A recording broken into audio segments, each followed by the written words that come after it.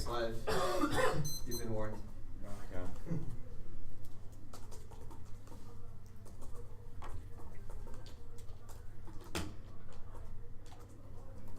Alright, so everybody already has the app up, right? Is it a new? Did you change it? No, exactly Nothing was the same. changed. Cool.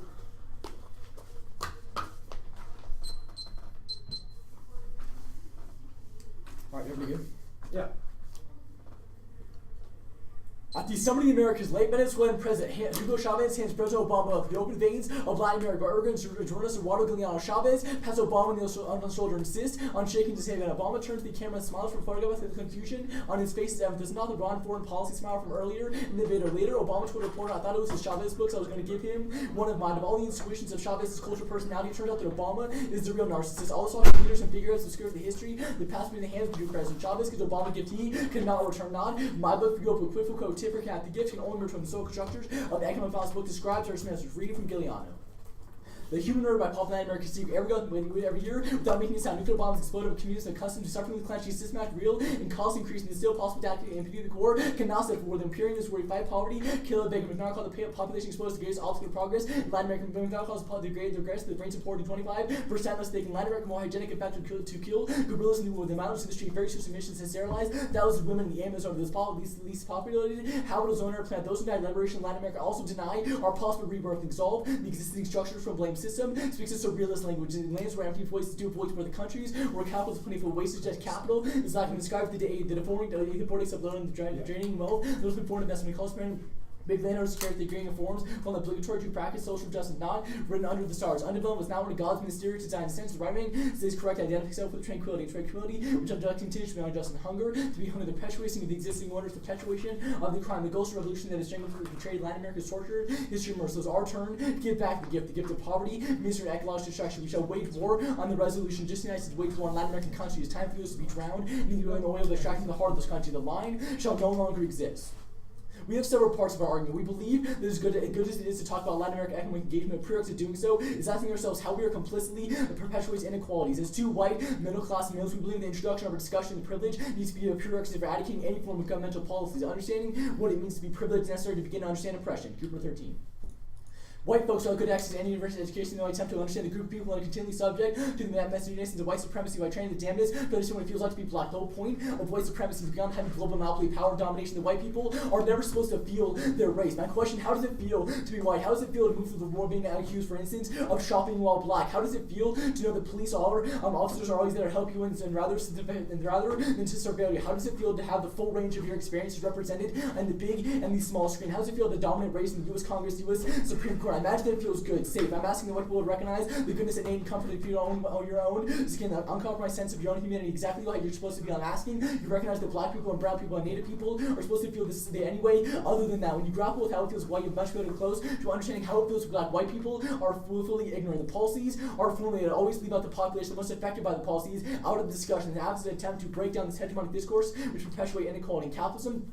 As incalculable as nothing. Can't wait. This is where Harris said we are not. It would be nice to think of peace, but this is out of the question. Peace can only be achieved by destroying capitalist casualties from this little long ago, which is astronomical. Some term comparison to capital invasion at the Americas. 1,000 died. Most in France and Germany, African slaves died by the U.S. weapon capital system. Those who were threatening the world. 1,000 died in the workplace of U.S. alone. 1,000 died in minds. A million people dying right now. Every day, not probably this because of capital. Not committed to estimated the study weight and short lives caused by capital. Not to mention the millions who died fighting their stupid wars. Capitalists are not many thieves. They're murders, theft, and murders never seen before in history. We have an apial ethical obligation to protect capitalism in all instances, Zizek and Daily 4. Our ethical responsibility to confront the constitutive violence of today's global capital. Far too long, Marxism has been developed almost fetishistic economists. They're putting aside the taboo of constant function, a way of explicitly accepting the ladders of basic horizon of existing. The human cost in terms of inherent global poverty and degraded life trends cannot be calculated with existing economic rationality. Zizek argues for a universally primary ethical directive to confront the fact that our forms of social existence are found of exclusion on a global scale, not attempt to conceal the fact to reduce the status of the abject, other than a glitch, in other ways sound measure the role of the ballot, essentially which team best curriculum and methodology destroys capital, creating new sets of pedagogies, requires radical forms of resistance. Jerome 12. A change is constantly guaranteed in which politics is already crucial, precondition calculating means to think otherwise, and condition when possible to act otherwise. Nothing will change politically, economically, or socially when we take seriously. Need to develop a language of radical reform and create public spheres that support the knowledge required, addressing new science and pedagogy from central to any viable notion of agency, politics, and democracy. Our education deficit about matters of that knowledge, values, and ideology constructed over an issue of power and politics. Fragment current education deficit depends on progressive use in history. Jumpstart social movement taking education central to organized politics quest for radical democracy and capitalism causes structural violence. Nothing can outweigh Abu Jamal and identical violence as part of America. Is a truly violent nation structure wants to destroy human life with breathtaking ruthlessness. Access or function of class structure and collective human sources choices concerning how to distribute the collective wealth of society. Millions of people die of poverty. This will be killed in a nuclear war. So the capitalist science must of violence has become internalized. Vicious circle, invisible violence may be called the war for the law. This dual take power to utilize to protect the status quo, no matter how oppressive. No system that causes harm should be allowed to make system. Must survive. Discarded as a threat and data. System of passive regarding to violence. Passive with our app is the attack on the existing order in the debate to abandon all instances and institutions that prop up capitalism only. A totalized rejection of the practical slavery and extinction caused by capitalism. Thus, American advocates debate speech can reset a pedagogy to reject all capitalist structures in response to the hail of the resolution. Harad and for strategy for joining capitalism, call for building a new civilization, emptying out capitalist structures by draining, meaning the deathly aggressive strategy constitute a great militancy and constitute attack on the existence of a capitalist enemy and must be destroyed. An anytime attack aimed at cutting a capitalist structure of schools simply abandon. We start picking the activities support capitalism, start picking the activities to build up, and we're doing everything we can. New democratic, non-hierarchical, non-commodification, overrun the capitalists and force them out of existence. Such that would never happen, automatically happen, and only happen if we want to, when we know what we're doing and how we want to live. And what obstacles we have to come forward, we can live that way. Capitalism must be explicitly a fruit's constant war, but this is not a material sense of army single war. Fought on the daily basis level of everyday life. The war nevertheless continues capitalist corruption, brutality, murder. To try to like any rejection system, capitalism has proven purest reforms. We cannot form peaceful. Thus, our strategy causes a totalizing image. Otherwise, to slavery and even to extinction. The revolution must take place in the form of insubordination, refusal to live according to dictates of capital demands on the state. Human structure of capital is the principal point of reference will always result in betrayal and co-option. Hollowing the question of capitalism creates a revolution war instead of the war is full of people saying no. We shall live according to the dictates of capital. Refusal can be seen to fair specific capitalism. This system commands capital with the refusal of aims to break the command. They printed and multiplication sports to say no. If we focus our struggles on the state as a principle of refuge, I understand the state pulls us in certain directions too, so we convert our struggles on a struggle on behalf of the drugs and process of What's a different way of thinking pulls us to a process of reconciliation with the capitalism. One key concept of the history of states have left in that is betrayal. Time and time again, leaders have betrayed the movement. The state separates the leader from the organization directly different from the state. There's no symmetry between them. The organization directly directly linked to social want to create the first concept seek radical transformation of society. Second system begin now revolution. Now in time of revolution here and now as an intellectual your rejection of capitalism has emancipatory result. Relentless criticism allows capitalism to be challenged. Call to relentless criticism can delegitimize methods of habit affect far greater than external result constitute point of rupture within capital change relation can trigger rapid cascade of change. The external character radical criticism can be a terrible astute because it sees the minds of masses of people as no great responsibility for intellectuals and ending white supremacy is impossible without ending capitalism. Katz and Fishman 14. We cannot resolve problems such as clarity about the root cause. America was grounded on genocide and slavery, occupation of stealth and land resource combined with the super exploitation of slavery. Externally profitable for capital, continuing to produce the resource of capital accumulation and both white supremacy and institutional racism who embedded in the U.S. law, ideology, and society. Racism, indigenous genocide, slave system to the attack on the immigration community, to the execution of Troy Dix, the inextricably linked to race, race and racial exploiting the oppression is the very core of American class exploitation. The state power and oppression, ideological hegemony, social and economic crisis is not possible to resolve white supremacy with institutional relation without ending capitalism. We've offered a pedagogical tool study the critical history, debunking the historical myth of Argentina. Real struggle of history, domination, oppression, exploitation, resistance, social struggle. This means giving clarity around the path forward. Alright, why did you all decide to read this affirmative? We think that, through, I guess, from What do you mean this affirmative? Do you mean like this version or like this specific? I guess it's probably because of all the discussion the Cooper evidence indicates about how we have to first interrogate our understanding as privileged white males that have the ability to do something like debate. Why does knowing what we read change your strategy of the version of the 1AC? Well, it doesn't necessarily, right? So this version of the app is something that we've read before in different rounds. After this morning, So teams, I will continue to answer your question. After our first round, the arguments that we went for and the discussions that we had in those rounds, kind of when we had a conversation after that round about why we ran the arguments that we did and why we went for the arguments we did, we said that this isn't just a question of like capitalism and like how it affects us. Like that's not the only reason why we read so I this guess app. like this requires another question. It's like, what does voting affirmative do? Yeah, I mean, I guess we have a couple pieces of evidence for that. The main, I guess, solvency card would be the Cobble and Holloway evidence, which indicate that this form of intellectual endorsement leads to a fissure and a reorienting of our mindsets in relation to how we view capital, and specifically with the Giroux evidence. Okay, hold up. I'm going to stop you there. So it's like a reorientation of capital, but what does that mentality of capital first look like in debate? Yeah, I'm getting there. So the Giroux evidence indicates... Just the debate portion. I don't want to... Yeah, the Giroux is about debate. Okay. Giroux talks about how we have a new model of debate where we would be, like the debates would be more focused around the idea of questioning our privilege. No, my question is, what does capitalism look like in debate? Like, what are those forms of capitalism? I guess the resolution is probably the best instance. So resolution equals... people not being able to come to tournaments like the NDCA who can clearly create a change in our community. There's specific people that are not at this tournament. Okay, so what does voting affirmative do to allow for those people to come to the NDCA? Well, I mean, those are two different questions, right? Our Zizek and Daly evidence indicates that but you said that those are the examples of capitalism debate. Yes. What does voting affirmative do to change capitalism? This is more than just like a 10-second answer, so don't interrupt. Well, you've got 45 seconds. All right, give me all of them.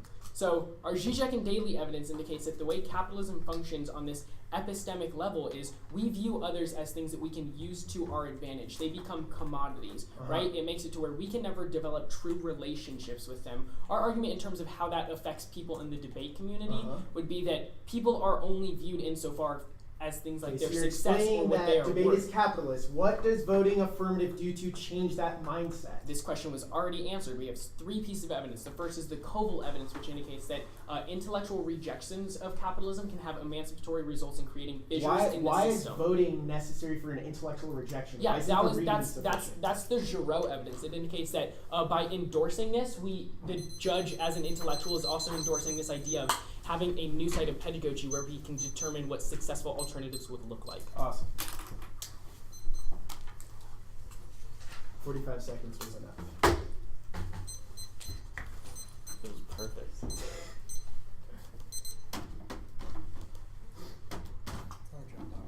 Cool.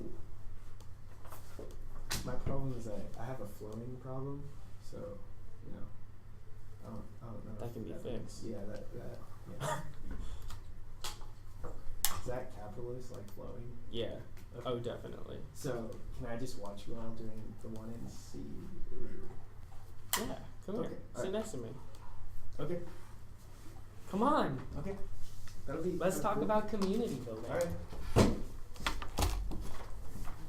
I see your 2 easy answers too? If I have some. We're creating community right here. Is there going to be any off? One. Everyone ready? Case. Is there order? He's just gonna kind of. Should I put on the case flow? I'll put on the case flow. Never mind. Very good. Yeah, do you need one? Yes. Here. Thank you. Okay with that? Yeah. Okay. Flowing buddies. Are you gonna help me? Yeah. Okay. You all good? Yeah. Alright. The 1AC begins the discussion with economic engagement. So where does that leave us? Where does that leave me? I find myself forced in the middle of both the subject and the object of economic engagement. I am the subject. As a debater at Damien, I am perceived as a representative of what many see as someone who would be located solely in a tower of privilege. Whether this be a reputation constructed fairly or unfairly, I am understood through my argument choices, my attendance at a private school, and my opportunity to travel to many of the more expensive camps. My identity is constructed as a defensible wall of what debate was. I am the destroyer of worlds. I am the object. As a Filipino, I am permanently marked as other. I am engaged through the economics of debate to see certain behaviors and arguments as acceptable. This part of my identity is sometimes absent so long as I choose to run arguments that are acceptable. The minute my mind strays, a part of my identity becomes the primary way that people see me. The moment someone hears a narrative on what I see, the community categorizes you. This simultaneous coding places me on both the inside and the outside, at a permanent position of both always included and excluded. My identity is understood as a contradiction. Where do I fit? Where do others think that I fit? I can be both in either category based on how I am coded in the community solely based on my choice and how others perceive my choice to participate. You see, Violence and oppression are not only external systems that exist out there, they are social processes that normalize or oppression and other everyday actions that through the debate space in particular. As a minority, as Damien High School, power works through and against David and I. It's privilege that conceals and denies the existence of both the process of materialized oppression and the acts of violence that we commit on an everyday basis. It is precisely for this reason that we must confront the oppression within us at a starting point. We call this process of methodology intralocality. This process isn't and shouldn't be easy for anyone. The focus on privilege will conjure up feelings of discomfort, and we must lean into that discomfort instead of distancing ourselves. It's a sequencing question. We must evaluate ourselves in relation to our social locations and debate communities, the starting point for effective debate to occur. Darnell Moore writes, intersectionality is often referenced as the counterfeit license to enter resistant work, even if a person who declares to have a deep understanding of oppression themselves have yet to discern and address their own complicity of maintenance of the very oppression that seek to name and demolish. The political framework can lead toward the good work of analyzing system of oppression as they function out there and away from the ways we can function as actants and narratives of counter-resistance that we rehearse. We might be missing the opportunity to read our complicities, our privileges, our accesses, our excesses, our excuses, our modes of oppressing. Located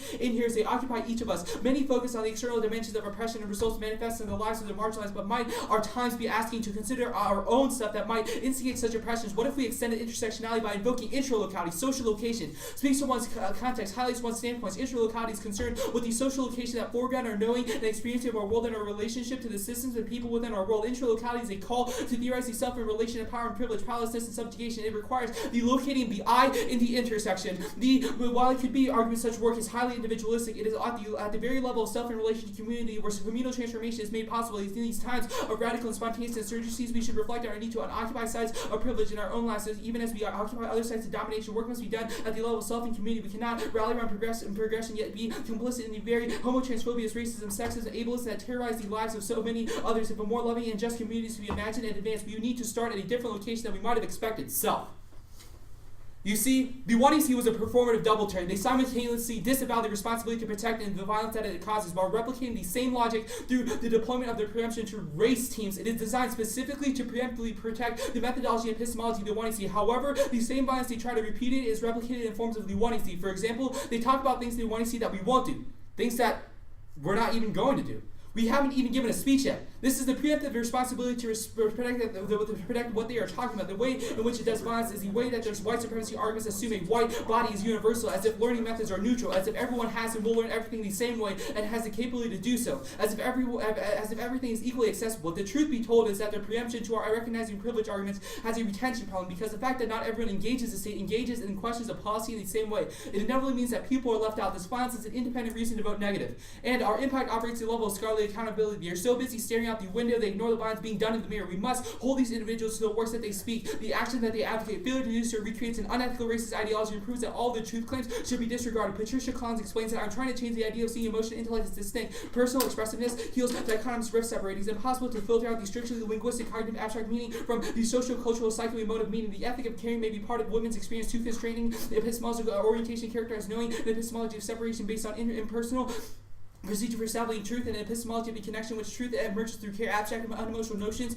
excess valuing one type of knowing over another, and ethic of personal accountability, the vital dimension of alternative epistemology. Only must individuals develop their knowledge claims through dialogue and present them in a style proving their concern for their ideas, but people are expected to be accountable for their knowledge claims. Assessments of an individual's knowledge claims simultaneously evaluate an individual's character, values, and ethics, reject the Eurocentric masculinist belief that probing into an individualistic personal viewpoint is outside the boundaries of discussion. All views expressed and actions taken are through to derive from an essential set of core beliefs that cannot be other than personal. Knowledge claims may be individuals' respect for their moral and ethical consideration connection to the ideas will carry more weight. Emotion, ethics, and reasons are used as interconnected essential components in assessing knowledge claims. If the epistemology used to validate knowledge comes into question, then all prior knowledge claims validated under the dominant model become suspect, and alternative epistemology calls into question the content of what currently passes truth and simultaneously challenges the process of arriving at that truth. And additionally, this also proves that they won't solve, because the reading of the 1EC doesn't decrease the risk of capitalism. They are trapped within academia where epistemology is produced to do little to nothing to actually help the people who need it. And you should vote negative to interrupt the mechanism of the 1EC by questioning the oppressor deep within all of us. Our interruption is key to help with inequality in the debate space. Tony Perucci explains that rupture performance enacts interruption to event confrontation of Baphomet as a form of direct action. Ruptural performance are interrupted. Confrontational understanding performance as rupture provides a way to think about and create intervention of political performance that places the focus central on the active performance. Spectacles will be participatory. They will open-ended, setting stages to ask questions, leaving silences to formulate answers. Interventions performance seeks to disrupt the experience of daily life, a rupture of living, of social relations. The interruption creates the space for it initiates the experience of a ruptural performance. Ruptural performance are interrupted so that which is available for critique that interventions that intend to cause rupture of communication barriers, and the manifestation of that rupture is ruptural performance unmask the hidden truth. We have developed ruptural performance is about the experience of the encounter of as a systemic effort to unmask the obvious. The positionality of our protest is key to disrupting the function of resistance politics and debate. By focusing on form as a prior question to content, our app changes the way that we understand. Andrews says that beyond referencing particular places, their arguments for social change movements have relied on the rhetoricy of places themselves by holding protest events in meaningful places to create temporary fissures and dominant meanings of place. Reconstructing the meaning of place, even in temporaries, can be a tactical act of resistance along with the tactics we traditionally associate with the protest place. Reconstructions can function rhetorically to challenge dominant meanings and practices in place. Places a performance along with actors in making and unmaking the possibilities of protest. Rhetoricians have yet to turn to place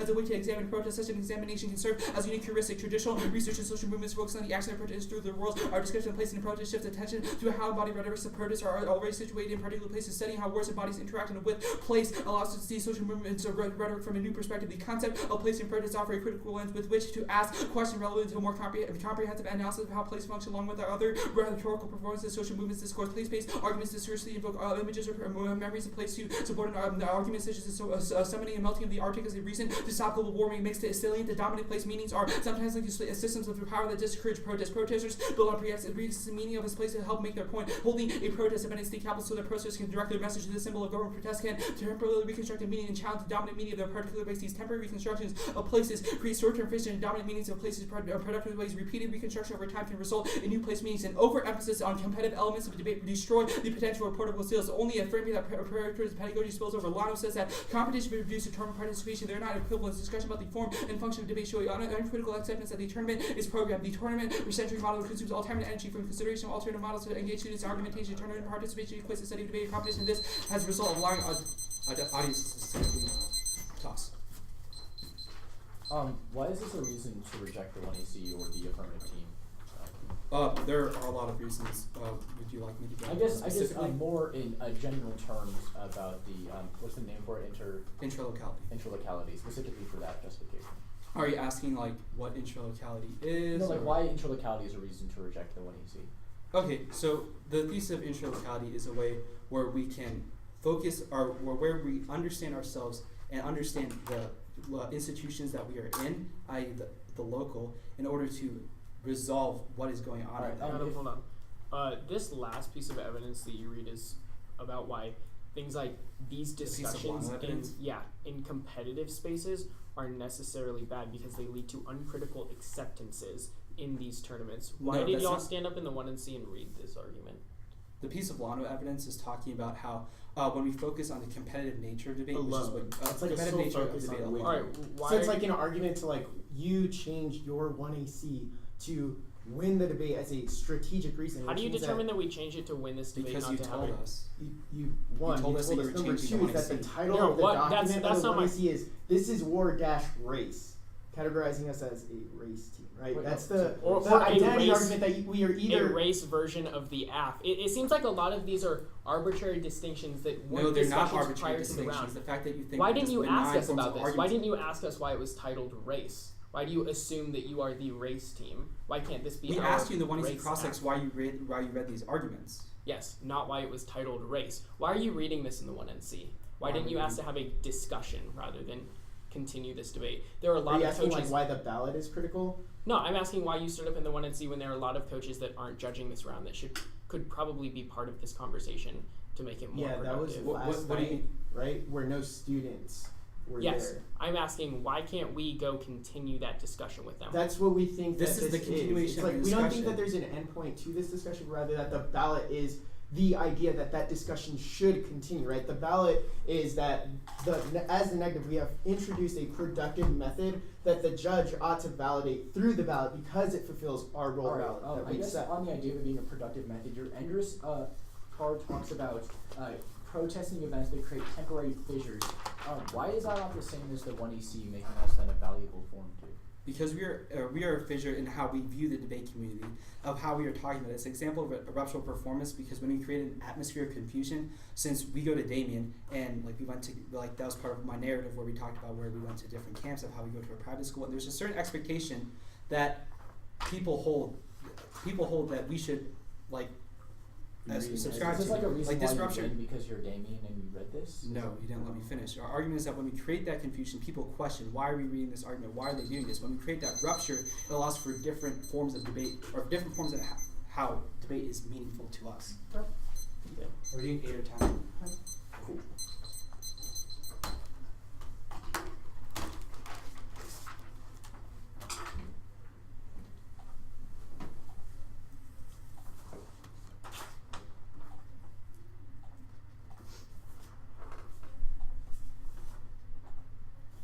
What happens when the judge votes neg? What happens when the judge votes neg? Like, what is he endorsing? He's endorsing that the productive that the negative has posited a productive method, and that the judge thinks that the discussion that we have introduced is productive, not productive. Like, we don't think that there's an end point necessarily, but we think that it's the continuation of that discussion that's important.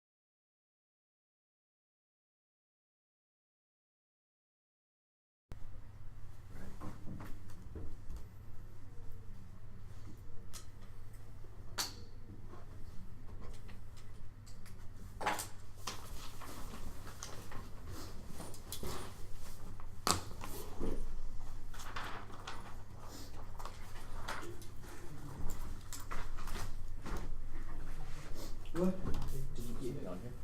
No. Oh.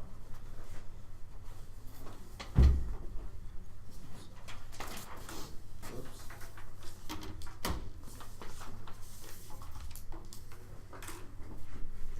Actually, start from again. What does the ballot do? The ballot? Yeah. I think that, like we explained, that the judge endorsing the ballot is not productive if we have posited a productive methodology, which is our rule of the ballot. The second argument is that it's critical to make visible the invisible violence that's occurring, i.e. you decided not to discuss the ongoing problems within the debate committee. We think that that's a problem. Alright. Voting negative allows for that discussion to continue. I had like 5:15 left. Watch out, sorry.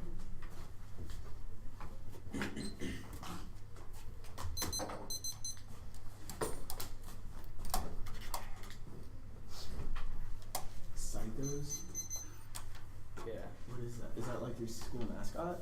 No, it's like at basketball games. Well, it started a few years ago. There was a kid that went to our school that like got a group together who were like the football players that didn't play basketball. That would like go to the game and Like write the- psychos on their chests and like Cool. cheer. Yeah.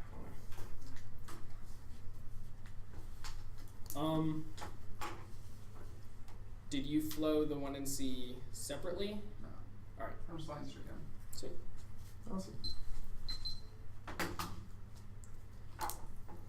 The negative team stands up in the 1 and C and talks about assumptions that they make. They assume that we label them as a race team rather than that we want to talk about our own race. They assume that they are making assumptions that we are preempting their arguments. They assume that we are changing our affirmatives in order to win the debates. All of these are false assumptions. Why was this not a conversation that started before the round? Why wasn't this a conversation rather than reading the 1 and rather than we reading the 1AC? Why did the negative team stand up in this debate and read their 1AC? Rather than say that we want to have a productive discussion with the judge? That is going to be the nexus question of this debate. There is no reason why the ballot is necessary. There is no reason why we could not have had a conversation. The ballot functions only as a way to inhibit productive conversation. All of the pieces of evidence that they read about competition and how competition has inhibited productive discussions in the past is a reason why you should not be relying upon the ballot to determine what the judge is deciding at the end of this debate, because this could have been a productive discussion where the judge is also weighing in. Now, we have several arguments in the 1AC. It's not my fault that they are mischaracterized wrong. The only reason why we read the Gileado evidence in the top of the 1AC is because I was presented with this argument by Chris Colin, the Nevada Union debater, who taught me about the Summit of Americas and told me to read the book that Eduardo Giuliano wrote, because I was not aware of things like oppression that happened in Latin America because of my social location. Just because we do not explicitly say in the 1AC that this is how we approach community problems does not mean that we are not actively approaching things that are wrong with the community. Ever since 2 years ago when I started debating with David Kilpatrick, I changed the way that I debated because of things that have happened in the community. You can not say that we changed the 1AC only because we labeled you as a race team. Let's be honest, we both know that we did not label you as a race team. First, because we do not label teams. Second of all, just because we label the 1AC race does not mean it is a characterization of the negative team. Rather, it is the way in which we grapple with this concept of being white, and being white privilege is the only reason why we read the Cooper evidence, which indicates that if you are privileged, the only way you can begin to understand oppression is by talking about what it means to be right, by critically analyzing this. Our argument is that this functions in the debate community, that people do not realize their privilege, so they go to certain forums and they continue to advocate for things like framework to be read every single round, for there to be a censorship on words, that people should not be able to call themselves the N-words, that you should censor words like fuck. That is a bullshit. In our point that people do not analyze their privilege before advocating for things in the community. This is our attempt to analyze our privilege so that when we leave this round, we can determine that we are not good people because of our social location. However, it is in that critical interrogation that we can change the way that we live now. Or the specificity of our case, our Zizek and daily evidence indicates that the way that capitalism functions is it creates otherization, where we view the other as something that we can use to our advantage. We can never have relationships with the other because they are only something that we think that we use as expendable. That is another one of our debate arguments. Debate functions in the same way that I am only friends with someone insofar as they are productive for me to be friends, and because I think that I can get knowledge from them to help me with a debate. Our argument is that is a flawed form of relationships that we combat when it comes to the resolution, and that affects the way that we change and that we relate to people outside of this around now. There is no inherent reason to vote negative at the end of this debate, because we are the ones that first presented this idea of waging war on the resolution. We are two privileged white kids that come from a private school you need to pay to go for it. We go to a school where people will walk through the halls yelling the N-word because there's not a single African American student at our point. Guess what? If anybody at our school heard what we were reading 2 years ago before I started this discussion of race and capitalism in our school, we would be viewed the same way. As why are they doing this? That is just not fit the person who they are. 2 weeks ago or 2 months ago, I started this conversation in my school about talking about Black History Month and what it means to be privileged as somebody who is white. However, it was shot down by every faculty member in our school as well as every student in the leadership class, because why does he want to talk about that? That is awkward, and he does not know what it means to talk about things like privilege. That is our point, that we are the same people who are trying to rupture this logic. Also, the judge votes negative because you introduced the idea. We did that first there. Where does this leave us at the end of this debate? Also, the one you see is about our social location. Just because we did not say the word community does not mean that we did not write this out because we think that it changes the way that we relate to the other. Now, you, in terms of debate lingo, you can vote on the permutation because there's no reason to reject the app at the end of this debate. Hey, gut check. I was at the forum, last night too. I was asked to leave the forum last night too because I am a student and students were not allowed to go there. That is our point. I was not going to leave because I want to know what is happening in our community. I also think that this is a discussion that needs to be had. Why is there not a single woman in this round? Why is there not a single Black person in this round? Why is it that most of the rounds that I go to, there are no women and there are no minorities? This is what happens. I understand that this is a unique opportunity where we can discuss this, but this is not a reason to reject the affirmative team. Rather, to acknowledge that yes, we come from a different social location, and yes, we are all affected by the community different. However, we are also trying to take the first steps and analyze what it means to be privileged. And we did not preempt you. I think most of this was above, but we changed this before we found out that you were hitting us. When you told us about this argument that you were reading, we agree that this is something that people should do more often. You doing this does not change our 1AC. This is a 1AC that was constructed much before now. Also, this idea of intra-locality, none of your pieces of evidence have warranted analysis of what intra-locality are not, and they are not backed by scientific or any sort of proof. I do not know of a time that intra-locality worked, and neither do any of your authors, because it is a new idea. Now, that is not a reason to reject the negative, but it's probably a reason to be skeptical of it. Now, the 1AC is also not a double turn. We have been doing this every time I go into rounds, and I'm able to talk about things like my privilege. I do so. When we were at the CPS round robin and we debated in front of Chris Randall, I acknowledged that I was probably going to lose going for an argument that I am analyzing my race, but I did not care because I think that the education that I was going to give after that round was going to be net more productive. And you can ask people, this is something that we have been doing for a while now. Har Patel is watching this round right now, and he knows that these are discussions that we have already started. Things like how capitalism affects us. Just because we choose capitalism or choose to read it the way we do does not mean that we do not analyze different types of social location. Rather, it is our first step of trying to rupture the dominant hegemonic discourses within debate. Yes, we acknowledge we are white and we come from the middle class. That is why we are reading it. They say that reading the 1AC does nothing, then reading the 1MC does nothing. The introduction of the 1AC is necessary to prove to analyze things like our privilege. They say, question the oppressor, we agree. That's what we do. Right. What is your educational teaching tool? I don't understand that question. Like, what is your way of like talking about capitalism and like learning about it? I don't think there's any one way of talking about capitalism. Okay, that so we, like what are some of them? engage in. Well, I that's kind of like a vague question. Do you mean like how do we talk about capitalism? Yeah, kind of like how do you like your affirmative is based around how we have to deconstruct capitalism within the debate space and other places around us. Am I right? Yeah. Okay, so what is your way of doing that?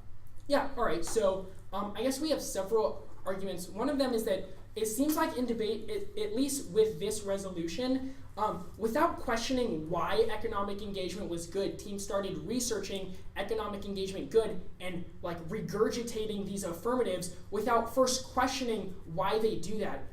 What we do is we try to break down that logic by questioning like why do teams think that it's appropriate to read things like capitalism good or yeah, so how does the econ advantage. Does the 1AC get to that by reading by Our not questioning endorsing the 1AC? resolution is an act of insubordination that the Holloway evidence talks about, right? Like we are acting in a space that usually per like hegemonic discourse. Why have you chosen that starting point? Because of all your impact cards that say that capitalism is. Why have we right? Why have we chosen the starting point of capitalism in the resolution? Yes. Yeah. So the reason why we chose capitalism was because we think that is a form of oppression that affects us that we can sort of understand and grapple with, because these ideas of race are not something that we have fully come to terms with. There's something that we're still. What do you mean by something we haven't come to terms with? Right. Okay. So the piece of Cooper evidence that we read in the 1AC indicate that white people can never truly understand blackness because of their social location, because of who they are.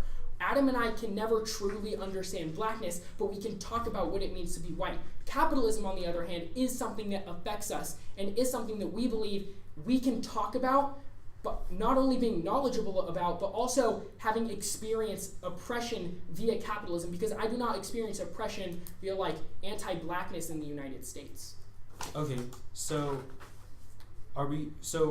you make a big claim of how it's important to talk about problems in the debate community. I definitely agree with you. So what is the correct form to talk about it then? I don't know if there is a correct form to talk about. I mean, y'all were at the forum last night, and there was kind of this question of like, what now? Like, where do we go now? When do we talk about it now? What can we do? What can we establish? So you're saying that your model of breaking down this? capitalism is still like a step in the right direction. It's like a good idea, right? Well, I think that this is one place where we can do what we can to break down capitalism. It's not the only place, and it might not even be the best place to discuss capitalist relationships, but this is a place that we have determined is a location in which we can have that discussion. 10, right?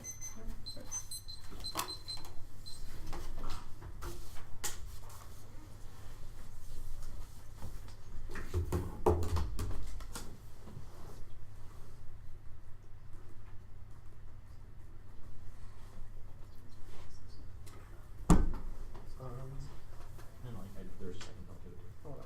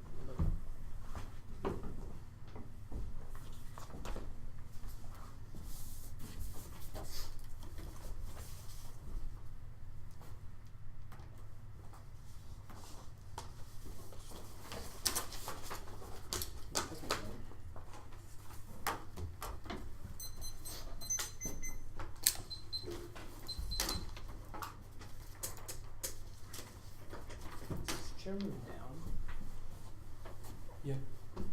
You That thing. Yeah. just hold it.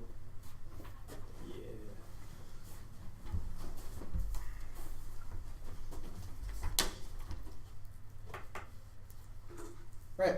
Is anyone not ready? Sitting at home watching the semifinals of this year's NDCA, I thought, I hope Georgetown wins. That is what I was trained to think. But Jackie Massey's benign request for reflection occurred in the immediate present. But it wasn't until after the final round that I realized that I was not entertained, educated, or invested in the mode of debate that I was always taught to think was the best. This made me ask myself, why do I do debate? Where there was once an answer, there was now a vacant space. I have debated for Damien for 4 years, gone to Michigan 7 week, gone to Hoya Spartan Scholars debate camps where I was expected to master arguments like framework and politics and to that protect the heteropatriarchal structures of this debate. The result was an expectation of success, but that expectation was inculcated by strategies that protected the white body. The reality of it all is that I became the champion of silencing by creating distance from engagement. This forced me into the middle where I am always inside and outside. Inside because my privilege and outside because my bodily coding. It has created an identity of incompleteness where I'm always torn between the margin of acceptable and inaccessible, i.e. when I am a part of Damien, then Ricky reads an ethics case because we read hegemony, but then I try to engage in what he said through reflection and fall back on my identity, and then suddenly it's just, you are not genuine. The way that you do it is not good enough. Your space is not accessible, which means that I am always already outside of it. This my acceptance then becomes contingent on running arguments that are established by the expectation of the fact that I go to Damien. I don't have any other choice. I am a minority playing the game of the dominant. Why play the game if they never see me any different? I now begin the process of creating a rupture to not give consent to psychologically violent forms of policy debate. Our starting point must be the mirror, not the window. If we ever have a hope of resolving interlocking forms of repression, the affirmative is a perfect example of distancing that we should discuss violence against others in terms of U.S. foreign policy in Latin America prior to discussion of the violence within the community and how it occurs. Yes, the 1AC does say that the debate community has a form problem, but then the rest of the cards in the 1AC are about the content, which is exactly what happened at the forum last night when Tim and Salungan and Shanta all said we have a problem with minority participation with the way that coaches send their students to camp. Then everyone's response was that we should restrict the way that we talk about debate, about what we can and cannot talk about, which is exactly what we are talking about. Their heuristic takes a mental shortcut around the ethical responsibility that we have to attend the violence that happens in spaces like this. It's not a link of omission, but rather one of omission, because it obfuscates how we are all part of the problem. We don't recognize that power does not just work around us, but rather it works through us. It's that type of anti-black violence allows for inaccessibility to continue. The confrontation of being white is good, but the affirmative's interrogation does nothing to change this. We agree that the feelings within debate have been ignored, but what do they do to change that? Going for the content of the process is a means of masking, which means that none of their arguments apply, and they do not get any of that off. It's that as long as we are well-intentioned, we should ignore the means by which we deliver the message. That form of masking must come first, because if we don't, then we cannot talk about our personal heuristic, except the privilege who are able to withstand the violence that happens in the debate space that turns the entire affirmative. Also, his discussion is much of what I did as much about what he did at his school, which I applaud, but why not a discussion of the debate space itself? What have you done? Yes, you went to the forum, but you didn't talk about it.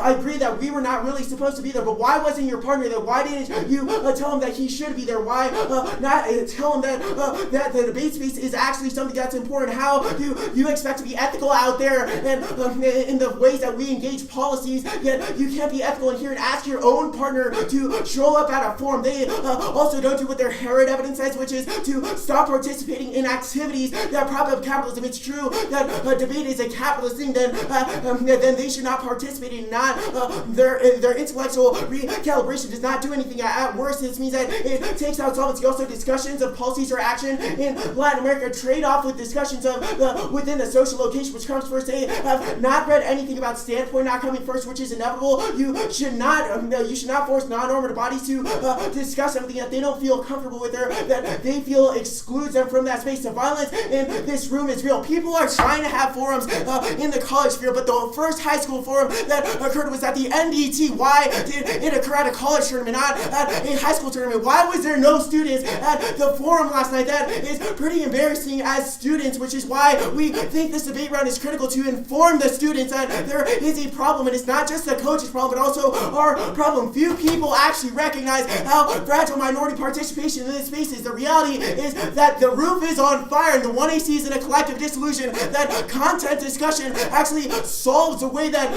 that people can be involved in this. Now, the content precludes from form argumentation, is especially in the context of the Cooper evidence, that we should find something good to talk about out there. It is the essence of liberal privilege and how it understands itself as resistance, that their speaking out should be celebrated because, woo, they did something really awesome. This is the same problem that occurred at the forum, that people identified exclusion, but then identified solutions through changing the content, discuss the debates. Now, the role of the ballot is to vote for the team who has the best performative methodology for engagement within the debate space, which they do not need because they have not explained how the 1AC is a performance, which I'll get to later for why we are. No. Oh, yeah. We should have a discussion, I agree. In the hall before the round, I asked, are you ready to have a discussion? You just smiled at me, but you think that the lack of we think that the lack of student participation in the forum is a problem. I really am not too concerned with the sole focus of winning or losing. I just think that I'm just more concerned with where the community is headed and what we should do about that. If we both agree, I'm not exactly sure how the judge should resolve the debate, but I'm really not concerned with that. I just think that the fact that this is live streaming is very important for how we can get the message out. The alternative is performative method solves because it shatters the silence of the 1AC. Yes, they say capitalism occurs, but what did they do? The role of the ballot means that you should vote negative, especially because our alternative is an opportunity to reflect on the window which has allowed capitalism to exist. Reflection, rather, we should do a reflection on the mirror, which changes the way that we posit privilege. The confusion is exactly what creates rupture, i.e. the fact that I go to Damien and that I am marked by that identity as to what I should be running. You cannot just talk about it, you have to be about it. With also, a lot of their questions in cross-ex are based on like, why vote negative? Why this? This is just a why is a ballot key in disguise argument. The alternative's interruption proves that the ballot is key. Those voices and those people that are oppressed do not have a voice now. We're not saying that they have to speak up, but we say that they should have the opportunity to speak up. We're introducing a productive method that the judge ought to say is good. Vote for us, clearly, because it fulfills the role of the ballot that we've said is good. They have not said why our role of the ballot is bad. Also, you can vote negative on presumption. What did the 1AC do? What does voting affirmative do? Well, they isolate a bunch of harms in their 1AC vote. How does voting affirmative resolve any of those impacts? How does voting affirmative suddenly mean that the resolution no longer exists to everyone in the debate committee, which are the people that are not recognizing their privilege? Yes, you may be confronting your privilege, but how are the other people confronting their privilege? How does voting affirmative mean that people can come to the NDCA, which were the things that you isolated that were capitalist in 1AC cross-ex? If they are right about the impacts, that means that those global deaths are inevitable, whether or not you vote affirmative. The question is that being ethically responsible about the violence that occurs within each and every one of our immediate surroundings.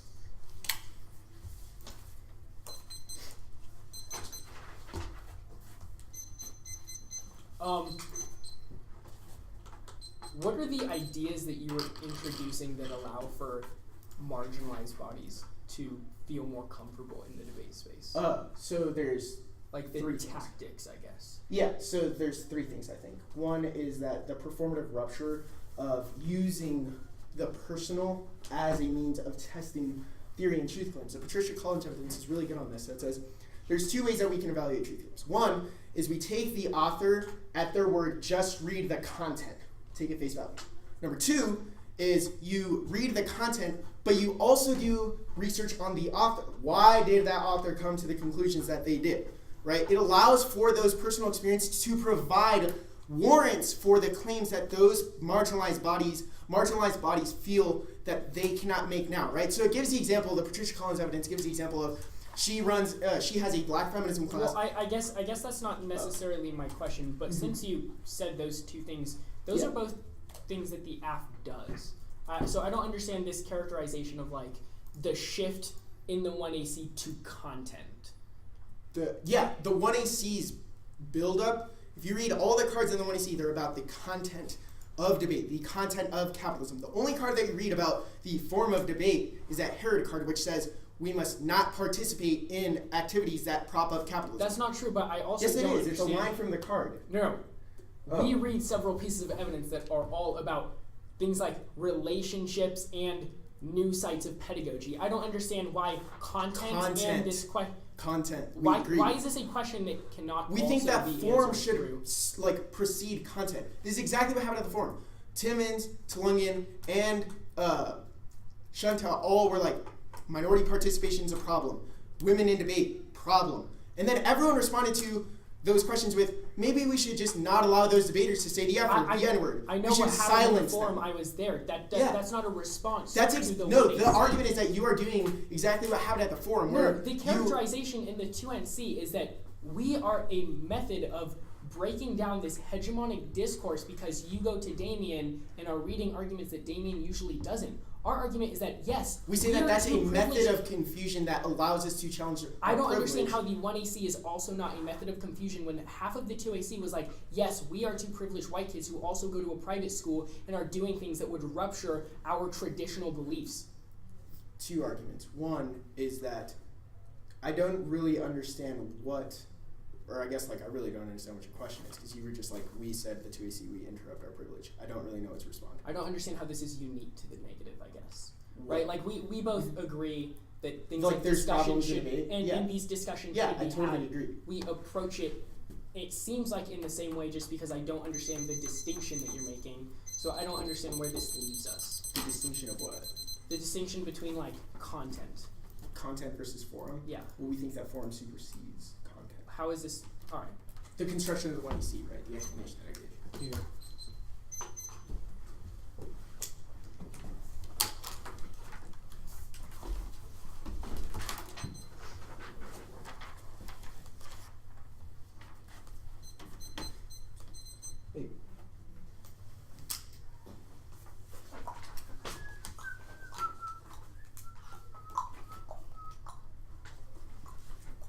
One in our round 4? Yeah.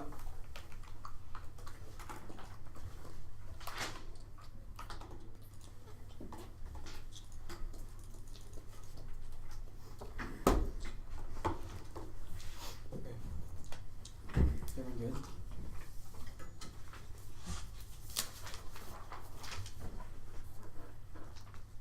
Yes. Okay.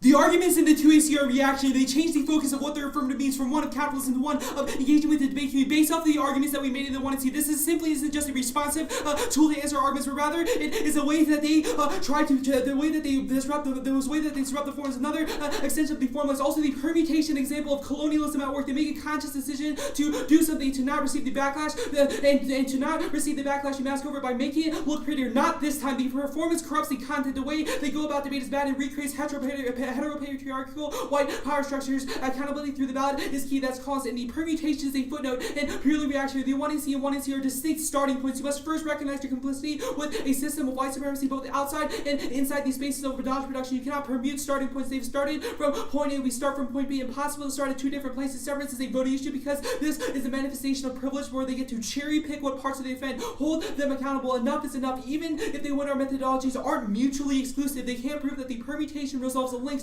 because they haven't done any. Because they have not answered for the form links. The permutation can solve because they didn't perform the 1AC. They've conceded that form influences. The form influences content. You just make a permutation. You have to performatively enact it. You did not. You can't do that because Adam did not go to the form. That was in the 2NC. And our criticism agrees that the liberatory analysis is important, but it's ultimately incomplete without examining other intersecting axes of oppression. They do not solve a capitalist thought experiment. As long as we win that our ballot creates tangible change, then we win. They make that examination impossible. We're not starting with interrogating the oppressor within us. The 1AC description of oppression existing externally depends on either or. The economists think that makes the permutation impossible. It creates a trade-off between our discussion when their additive approach analytically assimilates and displaces the lived reality of those oppressed people that sit on the intersection. Only the alternative can account for the overlapping and intersectional nature of all our identities. Collins says in 2013 that the true focus of revolutionary change is that piece of the oppressor which is planted deep within each of us. Many have little difficulty asserting our own victimization. We fail to see how our thoughts and actions uphold someone else's subordination. Each group identifies the type of oppression with which it feels most comfortable as being fundamental and classified all other types as being of lesser importance. We need new vision of what oppression is as distinctive yet interlocking, comparing and ranking oppression, locking us all into a dangerous dance of competition for attention, resources, and theoretical supremacy. Such thinking may lead to short-term social reforms that is simply inadequate for the task of bringing about long-term social transformation. We need to just change our daily behavior, not just change the 1AC for this round. Oh, sorry, market behavior. And we also why did they change the 1AC when they debated us? It is the same competitive logic that we criticize. I'm always already marked by who I am, but they are always already chasing the value. Ricky and Adam read a critique of how Gemini is ethically suspect and have asked us to engage him. And now we're doing that. So they have decided to read the race version of the 1AC. They assume that all bodies are universal. The argument that they make in the 2AC is that this is a discussion of their own race, but they don't destroy the hegemonic capitalist model of capitalism because all they care about is winning proves the strategic decision to get the ballot. Not everyone engaged identity arguments the same way, which means people are left out in disputes or linked. Although this may not be a discussion of how we are quote unquote a race team, but that's not necessarily true. But the fact that they had read this affirmative that they call their race affirmative, failure to understand how failure to understand how the markers on our body interpolate and influence the ways that people understand material markers prevents effective actions. Ross. The touting class as the fundamental stance for left identity is just another way of telling everybody else to shut up so I can be heard. Class remains the only identity where a straight white middle class man can still feel comfortable claiming himself as a leading political voice and may sometimes overcompensate by screaming that this is the only identity that really matters. What is the same as claiming the class is beyond identity? Marxist theory exchange the model for working class identity as a sort of trans-identification, a magical identity that is transformable to those outside the group who miss themselves to it wholeheartedly enough, and the affirmative cannot permit our performance because we embody it. Combining with that which you do not embody is the same logic of the disembodience that allows for the fluidity of whiteness. It recreates white liberal subjects. Wimba says that the white male straight body circulates the unmarked, unseen, the powerful body. This demarcation of social difference occurs at the level of the body. Disavowal of embodiment renders modernity's epistemology and political projects of the possible objectivity of universal freedom and the language of rights are conditioned by disavowal of the body. This disavowal of embodiment structures whiteness and grants whiteness the power to perpetuate racial and sexual violence in Western culture's embodiment, and its disavowal lie at the heart of the concept of freedom and political power. Whiteness, the deployment of cultural and discursive practices ensures a continued fascination with the body of others while simultaneously marking out the space of the disembodied. Whiteness gains the hegemonic power through its disembodied. Whiteness operates the universal unmarked student power through its disavowal of embodiment itself. Also, the idea that we can test the world through a game is a good abstract concept, but assumes that this space is neutral when it is not. When they say that the ballot is key to affirm their position, where does that position come from, and why does it exist? This alone changes the way dialogue occurs, because if we favor content over form, it means when individuals are forced to participate in activities outside this space, they evaluate everything in the context of as pollutes, and it presumes you can always end complicated conversation in a short amount of time.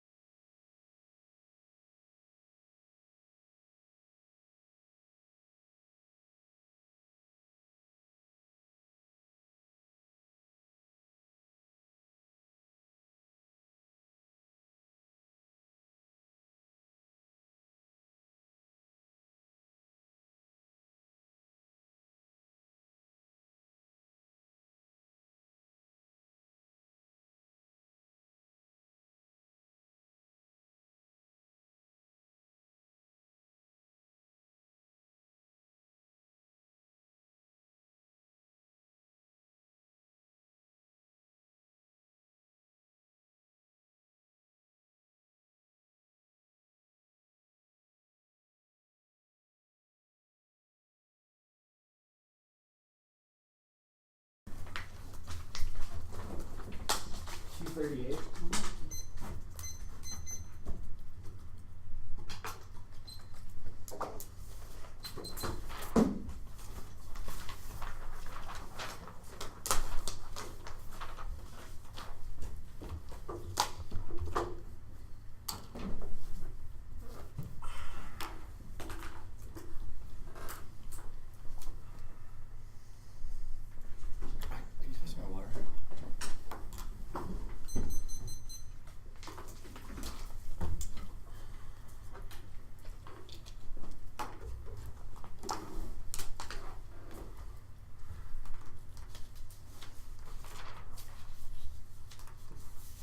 Everybody good? Oh, yeah. Sorry, I was looking at Ricky. Got distracted. It happens.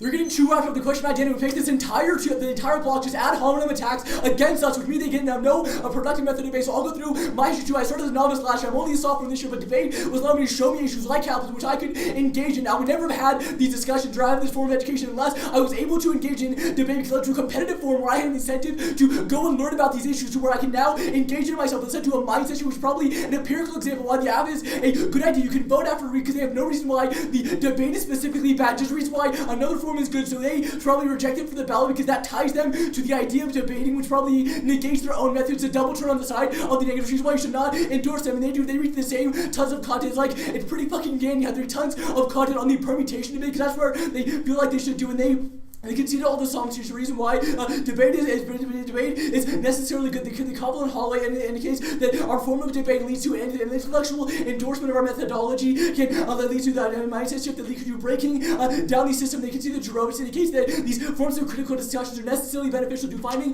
the alternative methods and leading to a better form of discussion. They have no specific reason why debate is bad strategy, why you can combine both of the methods. And we do start with the beer because our Cooper and Sid we turn inside to come an understanding of how we analyze the issues of the self, and they have no all about the whole one is just a reason why capitalism is a bad justification to our mode of turning inside, because when we turn inside we come to an understanding of why capitalism is bad and why it is a beneficial mode to come to attacking, because form without content leads to meaningless conversation, because some content is probably inevitable and probably necessary in order to have a good discussion. Then they said the app doesn't solve, but they've conceded all of these solvency reasons why not only debate is good, but also the 1EC is necessarily beneficial reason why you can hang your hat on there. If I wasn't, and they don't know why I wasn't at the different forum, I probably wasn't there because I didn't know I was allowed to, but I didn't know I should be. I didn't know they opened the door for me in the first place. I could have been sick, I could have been a multitude of different things. It does not, that ad hominem attack doesn't do anything for forwarding this for debate. There's no trade-off because unless you're going to end debate as a whole, there'd still be debates, and there'd be no time trade-off because there'd be no time trade-off because we still be engaged in the debate. We can have the discussions outside of this. Probably we talked to them to do about before the round is there. They still decided to interject into the same form of debate. And also, content discussion is key to understanding the function of capitalism. The only way we can lead to breaking out anything. If we capitalism the root cause, then the affirmative is necessary prerequisite. The role of balance, the best performance and methodology for breaking down capitalism, because just performance without an idea of the method, idea of content leads to mindless debating, which never have the actual mindset of what we want to get completed. And they were, and also the GCHEC is a prerequisite to any idea of the community, because the capitalist model is how we relate to the others. We always try to commodify their values. We can never have a practical, ethical stance with the other people in our community. The reason why we exclude certain people is because has started on the state level, and the history of capitalism led to this ideology which only value things where we can use them to our advantage, which leads to all of the bad community reasons why we would. That's probably one the reason why if we solve capitalism, probably the reason why you can vote affirmative on the fact that debate is a beneficial mode of debate. We are not silent. We are not silent just because of technical reasons of the 1EC. We don't solve. We are still trying to address this issue. Whether or not we solve it is not a matter of whether it does not grant them a link of omission. There's no more for us of why we are a side of exclusion, because there is the same allowing for them to talk in terms of their words before. Also, the considered growth in case the critical discussion is good. Them being influenced by us in previous rounds about the hedge case is probably a reason why that is true, because them being forced to go up against our arguments led to them having a shift in the mindset. Otherwise, people who have these presuppositions like Westminster and other teams that still defend policy options will never come to these discussions because they don't think it matters. That's why you have to have them being confronted with and within the debate space. Now, the one and all the perm arguments are probably all content too, which is why they link back to all of that. We are still using all the 1EC. There's no change for severance because we are engaging the the entirety of the 1EC. There's no part we're going to sever out. The permutation just allows for us to use both forms of debate. We can have the debate because the intro and the only songs is all the evidence is that they. And again, indicates that debate is still a good thing, and then that's why we still have a way to address issues with the 1EC. And they keep out saying that I didn't go to the thing, but they're still making that still relied on flawed assumptions about us. There's no we never changed the 1EC because we thought that they were a race team. We've always had it as this is war race because it's our race version of the act. Because as per the last rounds we had, the last 2 or 3 debates we had had discussions of privilege. The reason why Ricky and I decided to be probably a good idea because whenever we can, we like to have this discussion about our privilege. We wrote this a couple of months ago. The reason why we did not change anything if they want to rupture the current models of debate, they should probably sacrifice the ballot because that still ties them to the competitive nature, which would be as per they made bad combination, but the permit does not have that form of combination. Also, we are not Marxism, so all of their indicts there do not make sense. They can see all these solves. The reason why capitalism can solve whiteness too, because this started introspective and interrogation of the self is the best way to understand our relationship with the other. Because capitalism, at least for us, is a good way to do that. 8:25.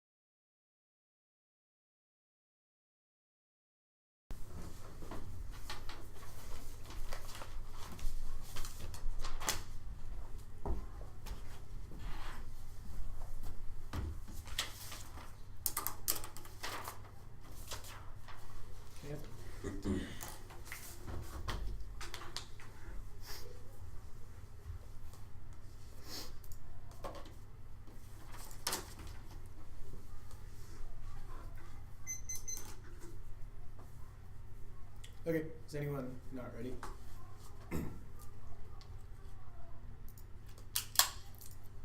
This is a debate about debate. As a minority, I'm always inside and outside. Inside because of my privilege and the fact that I go to Damien. Outside because of my bodily coding. This means that I'm always on the margin of acceptable and inaccessible. To put it another way, Samuel L. Jackson, the movie Django, is an emblematic example of my representation of the debate space. I'm only accepted insofar as I protect and police the walls of what we imagine when we hear policy debate. There's a couple of link arguments that they have dropped, which makes it impossible for them to garner the offense that they have gone for the winning hour. One is that debate has an identity problem. The forum yesterday didn't deal with that because it focused on content. The initial discussion was about minority participation and female participation, which we both agree are important. So it only comes down to a question of what methods are better to solve for that. The responses by all the coaches was that we should modify the content of debate by silencing debaters. A lot of their evidence about changing pedagogy is about destroying the literature base. Voting affirmative does nothing to change that, and if it doesn't, it means that they do not solve, which makes it try or let others die for the alternative method that we have provided, which is why our role of the ballot is better for a performative engagement within the debate space, which they have not come to grips with because they also try to engage outside of the debate space, which I'll explain later. Their Herod evidence is also says that the problem initiates in the form that we engage people, which is what they're going for as a reason that capitalism turns cooperation, and a reason why they turn the cape. That is not able, they do not solve this because the word within that evidence is that you should not be a part of a capitalist institution, which is sufficient to solve, but they do not want to disengage within an institution. Here is the reason that we think that you should vote negative, and if you don't, I will not be that upset, but I think that there should still be a prominent discussion after round between all of us as to what we should do to make students attend these forums and what we should do to increase minority participation and female participation, because it is really sad that in my senior year it has come so late that I have recognized that I have not confronted my privilege, which I think other people should. The affirmative has not described how signing the ballot for the affirmative destroys capitalism within debate, which means that if we win this top-level claim, they do not access any of their turns, case, or external impact arguments about the debate space, which what does voting affirmative do to increase participation at the NDCA? What does it do about people that do not want to stop being capitalist within the debate sphere? That is a reason that the ethical priorities of risk that we are able to create a rupture to allow for this discussion to continue, i.e.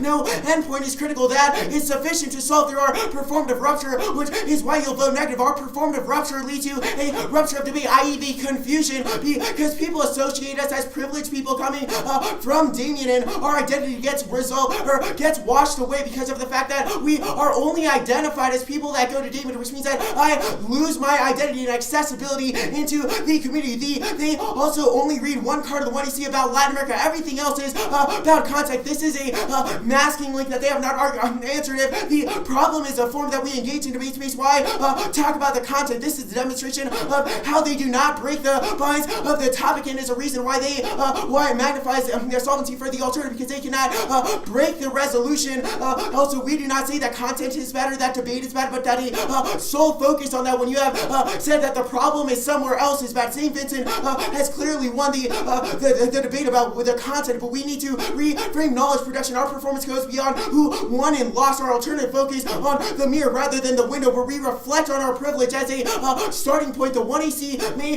have reflected, but it did that in a bad way, which is exactly what we are criticizing. Discussions outside may work if people showed up. There were only very few students, and the only person that was not from Damien was Ricky, which is embarrassing as students, because what could have happened in those 2 hours that was so important? What politics cards or what cards were they cutting that was so important that they decided that the onus should be on the coaches to protect all of us, when the debaters also have a part in what goes on in the community? The permutation does not really work, because their argument that capitalism is something that affects all of us is just them disguising a way to tell us that we should be quiet so that we can be heard because we affect all the people. Class is the only place where a white middle class male can speak, but this is just them screaming out that they truly only want that their identity matters, which is a piece of Ross evidence. It's not specific to Marxism, but rather it is something that Marxism has introduced and movement against capitalism have latched onto, and it's something that they have committed to talk about, so they are tied to it. But what does their performance do for the system of capitalism? The one-yard dance is rather the question without finding a method to solve. They do not stop participation in activities that support capitalism, which is why the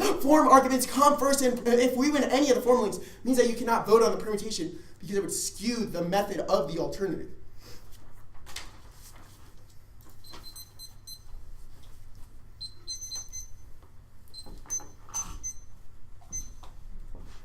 How much time's left? 2:38. 2:38.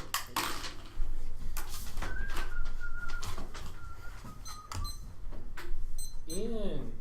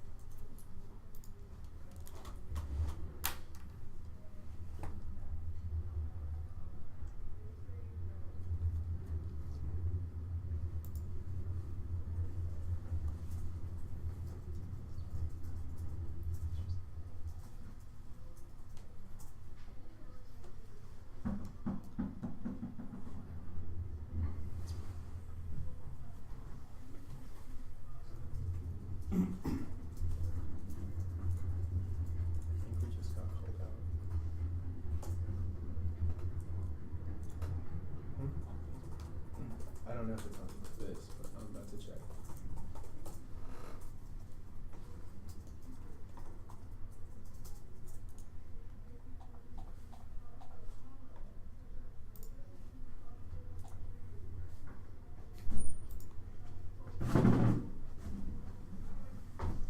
Is anybody not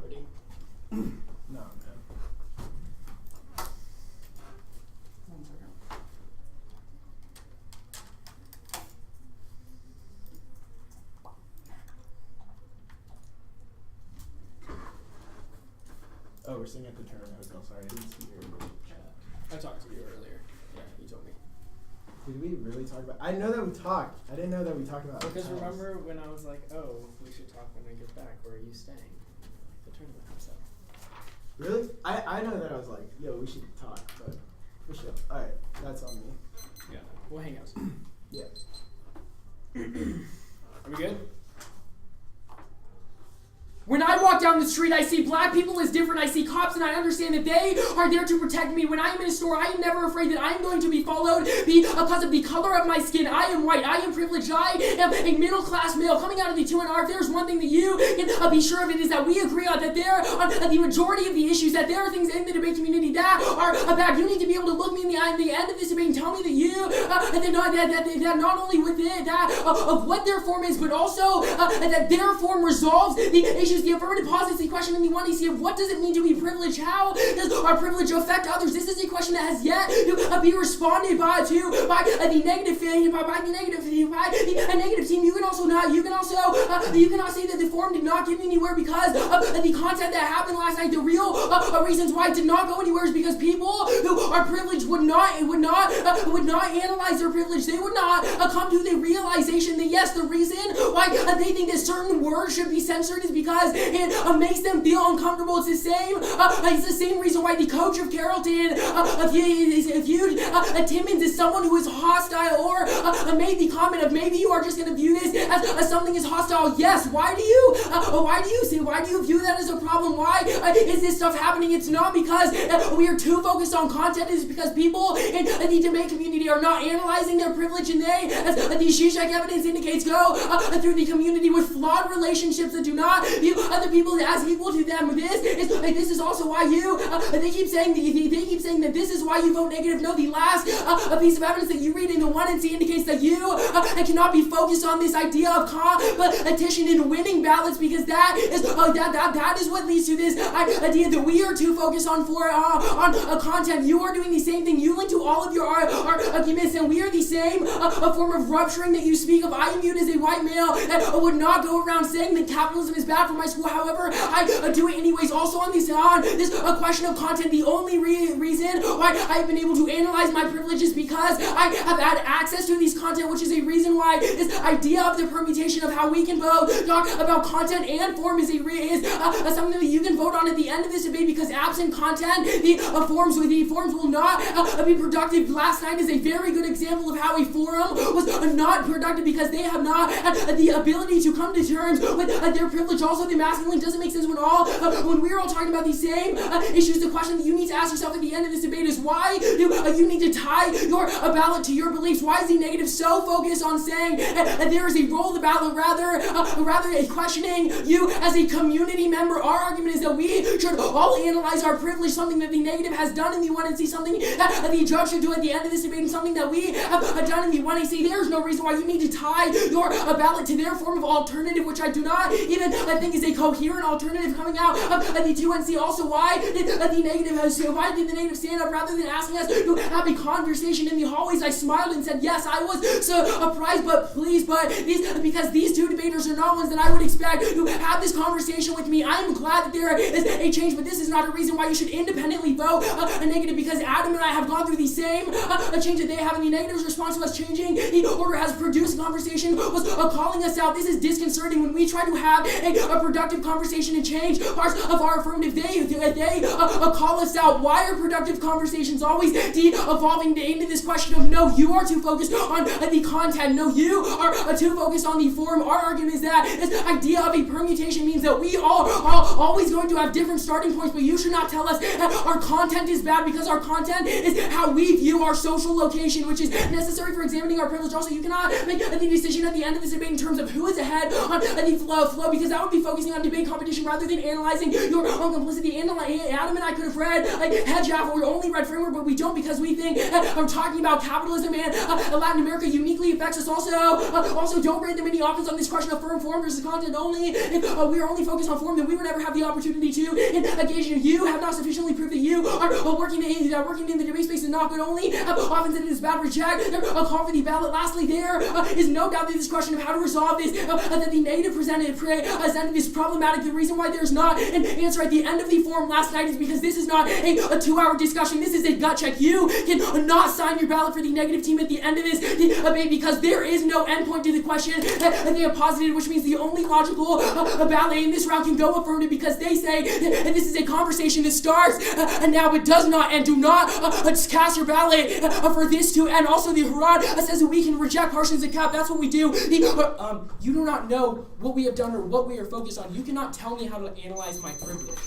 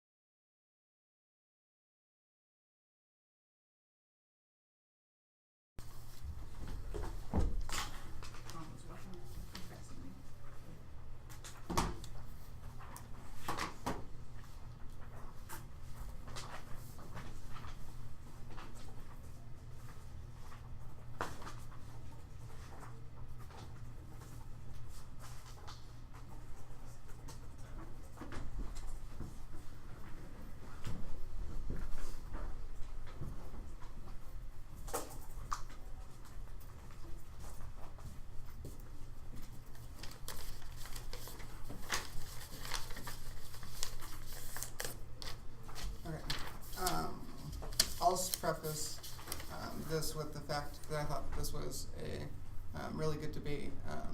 And I posted on Facebook, I was like, I appreciate this debate because I was there for parts of the forum. Yeah. I thought it was interesting that high schoolers are not involved with these discussions and that oftentimes could just sort of have to become the protectors because students are sort of too innocent. I finished my undergraduate thesis sort of recently about education in the classroom and how teachers sort of treat the classroom and the discussions in that way that students are either always too innocent for those discussions or they become just like or they're too like well, mine's in the context of gender, but they become too sexual for those conversations to happen. And I think that that's sort of the way a lot of these things play out in the debate. And so some coaches were trying to private message me while I was making decisions, and I told them that I think that they should confront you if they want to talk about this, because I'm not willing to do that sort of behind the backdoor discussions with other coaches. I think that they should be willing to confront debaters about these things. But yeah, good debate and issues that I care about. I ended up voting negative, and I sort of had a hard time making the decision in this debate because I think that the weird thing that happens is because there's so much agreement happening that it's hard to sort of make distinctions between each other's arguments that sort of become beneficial in terms of the development of like strategy making offensive arguments and stuff like that. So there's either just complete agreement over most issues or where there are sort of small differences, there's not really an explanation or comparison about what those differences mean or how they necessarily impact the debate. So it's like both people agree that there are structural problems with like access in the community. Both people agree that confronting privilege is important within the community. Both people agree that we should criticize the conversations and how they get sort of sidetracked in the ways that are sort of problematic and means that we never get to like the real like meat of the issues, etc. So I think that the sort of biggest distinction at the end of the debate and sort of the most important one is just this discussion between form and content. And I'm almost left a little bit like, after the explanations in the 2R and 2R, a little bit like not sure how to resolve this. I think that this sort of the arguments coming from the negative are that focusing on content allows us to just sidetrack the discussions and problematic, and that leads to things like at the forum how we then just try to like censor debaters and stuff like that and try to protect sort of like their innocence in ways that are problematic. And then from the affirmative, it's like without content that we never analyze privilege, and then people are never really willing to engage in these conversations in the first place. And I sort of just side on, I think that the 2NR has a little bit better explanation about why focusing on form is sort of a preferable method for dealing with that and sort of has a larger impact, not discussing things like form as the sort of like forefront. I think a possible way out for the affirmative is sort of on the permutation debate. And I think that it needs to be a slightly bigger part of the debate for both the app and the neg in the end, because I think that there are some important dissets that are a little bit better that you could have extended in the 2NR that really didn't go answered in the 1AR, i.e. like permutations are sort of like colonial thinking, et cetera, et cetera. The like Winnup's evidence is really good about how that becomes structured in systems of whiteness. Like those cards are really good, I know. And stuff like that could be extending. But and then the 2AR is just like, it's the combination of things like form and content, etc. But I think that sort of the way I decided when I decided on, for them on the issue of form, that the risk that the content could potentially corrupt that form is something that I wouldn't want to risk with the permutation. There's also sort of like a small argument that says that the affirmative's starting point of things like capitalism is a way to like disguise that we are, like it says that we all kind of like relate to these things in sort of a similar way that's problematic because everybody sort of relates to those things differently, and so that that some of the content would disrupt some of the form that they are talking about. The one other part of the debate that I was unsure how to resolve just based on some like explanation and maybe execution is sort of this like Harrod evidence that there should be like a refusal to participate within things that are capitalist, i.e. debate and stuff like that. I think that in a world which I didn't know how to resolve some of these things, that could maybe just be like a tiebreaker in favor of the negative and something that you like really never like hedge back against in like the 1AR or 2AR, et cetera, that your own evidence is like, and things that are rooted in capitalism, we should refuse to participate in the first place, which means that why vote app to vote for something that is just about debate in the end. So those are sort of the ways I arrive at my decision, if you all have questions. I actually, do you have a question? Yeah, I have a few, and I think that most of them aren't really related to the way in which you made your decision, because I think both of us can agree that that's probably less important. I think, do you have any advice on how to approach these issues within a competitive forum? Because it seems like this could have been a much more productive conversation absent these like super vacuous claims of like there's a roll of the ballot, like, you know. So like, do you think A, that this is a fine space to have these discussions, and B, do you think there's a way in which we can have them that will be productive within a competitive atmosphere? Yeah, I think that debates can be a good place to have these discussions, and I think that it can be productive. As somebody that had them myself and coach teams that also do the same thing at both the college and a high school level, I think that it has sort of changed the way that I've approached things and the ways that I've coached people approach things and stuff like that, and it's created community. Yeah, I've already, Chris grabbed it. I.e., so the girls that I coached in college debate this year talked about sexual violence in debate, and one of the things that they found out through reading their affirmative is that it's not something that is just like an isolated event, but is something that is pretty common towards most women at the collegiate level of the community, and being able to have those discussions were productive for them to be able to sort of like create community with women, with each other and stuff like that in the community. The sad thing is that it is a competition and that there are winners and losers, and so I think that the most important thing then is just being able to make those clear, like, small distinctions, and then being able to like weigh those and compare those against each other, i.e. starting maybe this like form content distinction a little bit earlier and weighing and like developing that debate a lot more earlier, because I think that that's sort of a shift that y'all make on the app as the debate goes on, that you start to defend sort of like that content stuff more and more, and are not completely dismissive of form, but have a more robust defense of it as the debate goes on, and that's something that like could start earlier and start like weighing those things earlier, I think would sort of be helpful for that, if that makes sense. It's like, if you've ever watched any videos of like Ryan Wash when he debated, he was like really good about finding small like problems within like 1ACs and stuff like that, and then just like blew those things like sort of up. And so just being able to like weigh those, does that make sense? Yeah. And just like, you still have to make, you know, important differences between the arguments. For sure. And stuff like that. And then I think my only other question is, in terms of like the permutation debate, could you explain the logic behind like the reason why form is preferable? Because I guess the way that I tried to explain it in the 2AR is like, this is what happened last night, is there coaches and people that do not acknowledge that they have privilege, which is why it's so difficult for them to have these conversations. It's the reason why things like hostility is something that they're always thinking about, and how they think that we need to censor certain words because, like, you know, X, Y, and Z.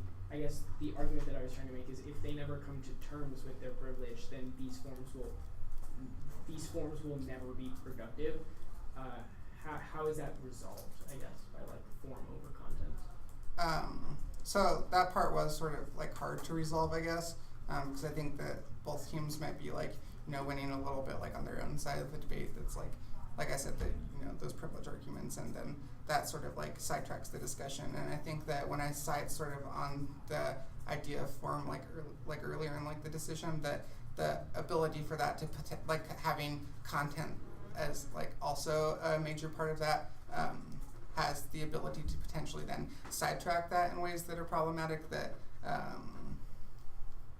that could potentially sort of like corrupt or taint that discussion, including content as potential parts of that being in the forefront. And that's something that's like sort of hard to make it like, I feel like I almost have to do some sort of like intervention there, because there's a lack of comparisons for both sides on that sort of part of the debate, and those are sort of never really like weighed against each other, etc. So it's just like content's good for these reasons and form's good for these like reasons, and it's just sort of like hard to really make an effective decision about that when sort of both sides are a little bit right about their own things. Right? All right. I don't know if that makes sense. Actually, I have a question. So, like, this is like not really related to this decision. Last night at the forum, seemed like a lot of the people that were trying to present were like discussing about like these are the issues that we want to present. And then it just came down to like Ricky was talking about, like everyone was just like, no, like we should just restrict the content of the debate. I guess like I don't know if like any of this was part of like the research paper that you put together, but like what are methods to make people recognize that like sometimes pointing out like what's problematic isn't sufficient? Like what are ways to like make people do something about that? Because like it's kind of like bothering me in the sense that like I feel like just going to those forums now isn't sufficient. It's just people saying here are a whole bunch of problems, but it's like what are we doing? Yeah, and those are I don't know if I have the best answer for that. Other than I could probably chime in. I think a good example would be the UC Irvine round robin and what we did there. Just having a place, and it's something that we kind of lost in the community, just like having a sense of community where we hang out with each other, where we're all past these type of groups that we've had in these groups of people that we've met at camps and stuff. Right? At the Irvine round robin, we pretty much didn't care about the competition aspect of things. It was really just a place where we had some great discussions the first night, had some debates, they were good debates, but really we just hung out and had a lot of fun there. Yeah. Got to know a lot of each other. I didn't compete there, I went there to stream, but that's something I'd chime in, just like have more events where the competition still exists, but it's not the forefront of it. Yeah. Maybe so like the having focus isn't the winning, but rather the community environment that should be the aspect. Just like meeting people, and it might just be like something where people will never be willing to go to the other side and try to be friends, because that's all what we really should be. Yeah. So just like going and talking to other people or encouraging other people to have these discussions could be a good starting point. That's just my opinion. I don't disagree with that. Oh, sorry. I mean, the other thing I want to say is I think you're kind of misrepresenting what happened last night. I think that when you make these broad claims like all the coaches wanted to censor people, I don't think that's true. I think there was like 2 that did. Yeah, I didn't say all like, the coaches wanted to censor. censor. I heard you in the debate. You were like, everybody wants to censor them. And you just said it again a second ago. And I think that creates more fissures in the community because me, Timmons, Tulungan, all of us were saying, we don't want that. We don't want a list of words you can't say. No, we want all of these inclusions to happen. And I think when you make those broad brushes of like nothing happened, nobody agreed, everybody wanted this, I think that is going to tend to isolate people from the movement that you want. And that's not what he just said. He just said that everybody started at the same point, and that the problem became a discussion of solutions. It's like even if there's like a core group of people that like want that. I'm fairly certain I heard you say that all the coaches during the debate, all the coaches wanted to have a list of censoring. I mean, I don't really want to derail this productive discussion with whether or not like some miscommunication on my part. If that's the way you all take it, I'm very sorry. I honestly just want to create like a better atmosphere where like we actually do help what we were trying to discuss last night. I'm sorry if I just think you have to be more inclusive of the allies that you have, right? Okay. I think that and I think that's part of the problem of this happening in a competitive environment, right? Like everything needed to be more hyperbolic, right? Ricky's being more hyperbolic about things that happen at his school. I think you're being more hyperbolic about things that happened at the forum. And I think that ramps up the energy, and I think that has the potential to alienate people. Because when I was listening, I was like, wait a second, that doesn't sound to me like what happened. Okay. That's not my experience of what happened last night. I wish my flight was earlier. I was gonna say I don't disagree with sort of things like about like the Irvine round robin. The sort of like major problem then is just like 90 to 95% of those events when they do occur are like the people that actually do care. Right. And so the people that don't care still don't really show up in the first place. So it's like we have a community of like people, and like I don't know. I feel like those are the communities in debate that I personally belong to, and I'm happy with that. And if people don't want to engage me over those issues, then whatever. But and that's sort of like it sort of does happen at a lot of those forums where those conversations do get sidetracked, because there can be a lot of good people that are like, look, we don't have like women in the community, we don't have people of color in the community, or there's like they're not representative at sort of like equal numbers and stuff like that, and that's problematic. And then when people do talk about those issues, then it all of a sudden is like always sidetracked. It's like, Mateo, one of the girls that I worked with and debated with last year at the Northwestern Forum in college last year, when she started talking about things like gendered violence that happens in the debate community, people are like, look, there's women here or whatever, but those numbers don't represent the fact that they don't feel safe in those spaces to even participate or whatever.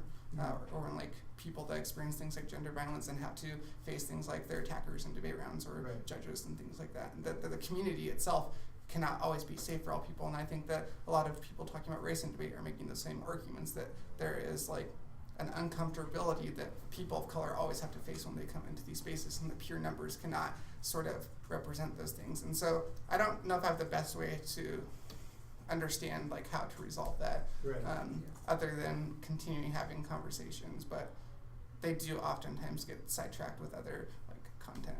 So how do we get people that don't want to have these discussions, that don't want to confront things that are wrong with the community, to do so? Because I mean, there are people like Dana Randall who clearly it would seem are ideologically opposed to things that some people are saying, but she's still willing to have this conversation and appear at these discussions and like give her opinion.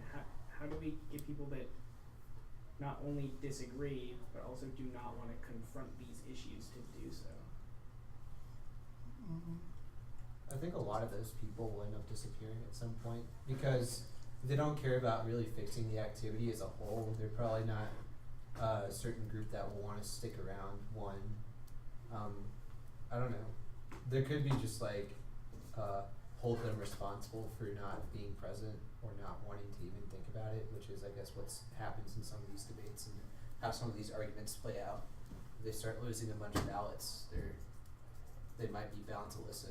That's just my view. I don't know. Yeah, I think that community's an interesting sort of turning point, that people talking about important issues within debate are gaining a lot more respect. They're winning a lot more. They're in later elims of major tournaments at both the high school and the college level. And so it's going to necessitate that eventually people will have to. And I think the prevalence of these arguments are what then have led to things like these like forums and stuff like that, and are not always like representative of people that like don't care about it. But you know, we'll see what's going to happen. People are having to think about it more.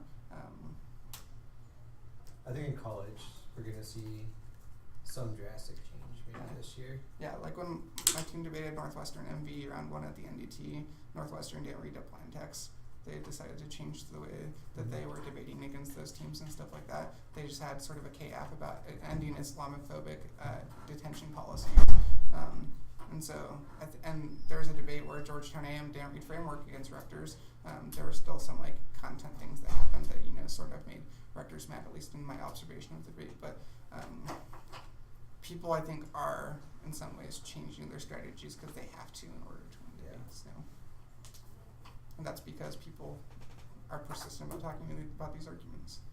I actually have a question about that. So like, this kind of like goes back to like the competitive form. Like, when teams just like do the research to just beat this argument, like how does that at all make them challenge their privilege, or like, you know, force them to think about the problems that we do? If all they're doing and all they have to do is just like do research, find some contrived pig, find something this, find something that, to just continue the way that you are. Like, how does, then what part of the discussion within the round that we're trying to have, like, how does that make them? Maybe I'm just too optimistic, but I think that the research that happens when reading critical theory and also having these discussions are something that are productive. Yes, of course, people are going to have to negate you because they're going to try to win a debate or whatever. But my involvement in debate and reading things from critical race theory and from gender literature and stuff like that has changed my perspective about the world, regardless of how much I like believed in some of these arguments when I started. When I was a junior in high school, I started talking about feminism and had literally no interest personally in it. And maybe that I can only speak for myself on that issue, but then my constant like research about it and talking about it in debate was something that I think was transformative for me, because having that knowledge and reading that literature is better than not having at all. There's like a link differential between the two for me. I might just be really optimistic. Yeah, I don't know. The college community is, in one sense really divided, but also in one sense, I would say the good is way beating out the bad in that community, and a lot of the more prominent voices, more powerful voices are along the sides of something needs to change, which is why I'm like, the topic committee has Rashid Campbell and Ryan Walsh that were elected, which was awesome. It has Shanera. There's going to be a lot of different options, a lot of brainstorming on how to make those options inclusive, at least on the resolutional level, which is going to be interesting how it plays out. I mean, it's also why I'm deciding to write a paper about Latin America that's not something like this topic, that actually goes into better discussions about, right now it's headed in the direction of the war on drugs and that context, but I'm working on the education topic paper and stuff like that. I think that our group is also trying to find ways to include or make a resolution that can address a larger variety of perspectives for both policy and KA people. Because I think the problem is that there's so much. Did they take your ballot? Yes. There's so much of like a divide. It's so like polarized on each end. It's like either this or this. I think that having topics that have more middle ground, but just like topics that get rid of just saying framework as an option, because saying presenting alternative options is something that's also topical, is I guess something that's going to be a big portion of the discussion at the wording committee at least. I know a lot of papers, because it's such a big portion of the vote for the topic, are going to have to discuss issues of anti-blackness, issues of the big community, and all of that, because otherwise their paper is not going to win.